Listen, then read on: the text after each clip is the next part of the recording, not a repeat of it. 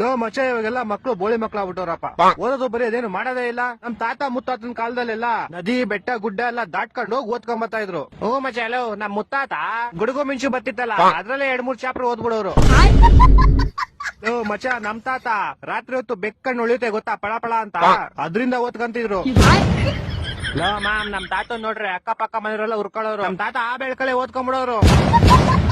Low moms ತಾತ ಮುತ್ತಾತಂದೆಲ್ಲ ಬಿಟ್ಟಾಕ್ರಲ್ಲಿ ನಾವೆಲ್ಲ ಹೆಂಗ ಓದ್ತಾ ಇದ್ವಿ. ಹೂ ಮಚ್ಚಲ್ಲ ನಾನು ವಾಚ್ದ ಲೈಟ್ ಬತ್ತಿತ್ತಲ್ಲ ಅದರಿಂದ ಓದ್ತಿದ್ದೆ. ಹೊಟ್ಟೆ ಎಷ್ಟು ಉರ್ಸ್ತಾವ್ರ. ಮಾಮ್ ನಾನು ಕಲ್ನ ಒಂದಕ್ಕೊಂದ್ ನೋಡಿದ್ರೆ ಬೆಂಕಿ ಕಿಡಿ ಬತ್ತಿತ್ತಲ್ಲ ಅದರಿಂದ ಓದ್ತಿದ್ದೆ.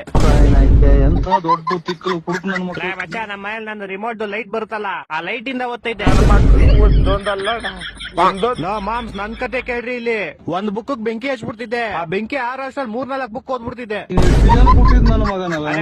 ತಪ್ಪ ಮಾಡ್ಬಿಟ್ಟೆ ನೀನು. ಏನ್ ತಪ್ಪ ಮಾಡ್ಬಿಟ್ಟೆ? ನಿಂಗೆ ನಿಮ್ ತಾತಂಗೆ ಓದಕ್ ಇಷ್ಟೊಂದ್ ಚೂಳಿದ್ರೆ ಒಂದ್ ಕ್ಯಾಂಡ್ಲ್ ತಗೊಂಡ್ಬಿಡ್ಬೇಕಾಯ್ತು. ಅಕ್ಕ ನಿಂಗೆ ನಿಮ್ ತಾತಂಗೆ ಓದ್ಬೇಕಂತ ಅಷ್ಟೊಂದ್ ಚೂಳಿದ್ರೆ ಬೆಳಗ್ಗೆ ಹೊತ್ತೇನ್ ತೆರಿತಿದ್ರ? ಬೆಳಗ್ಗೆ ಹೊತ್ತು ಓದ್ಕೊಬೇಕಾಯ್ತು. ಅಕ್ಕ ನೀನೇನ್ ಅವಲೇ ನಗ್ತಾ ಇದ್ಯಾ? ನಿಮ್ ತಾತ ಮುತ್ತಾತನ್ ಬಗ್ಗೆ ನಮ್ಗೇನ್ ಗೊತ್ತಿಲ್ಲ ಅನ್ಕೊಂಡಿದ್ಯಾ? ಏನು ಗೊತ್ತಿಲ್ಲ ಮಚ್ಚ ಇವ್ರ ತಾತಂದಿರ್ಗೆ. ಒಂದೊಂದ್ ಕ್ವಾರ್ಟರ್ಗೆ ಜಮೀನ್ಗಳು ಮಾರ್ಕಂತಿದ್ರು ಇವ್ರ ತಾತಂದಿರು. ಅವನೇನಾಗ್ತಾವ್ ನೋಡು ಅವ್ನು ಬೇವರ್ಸಿ.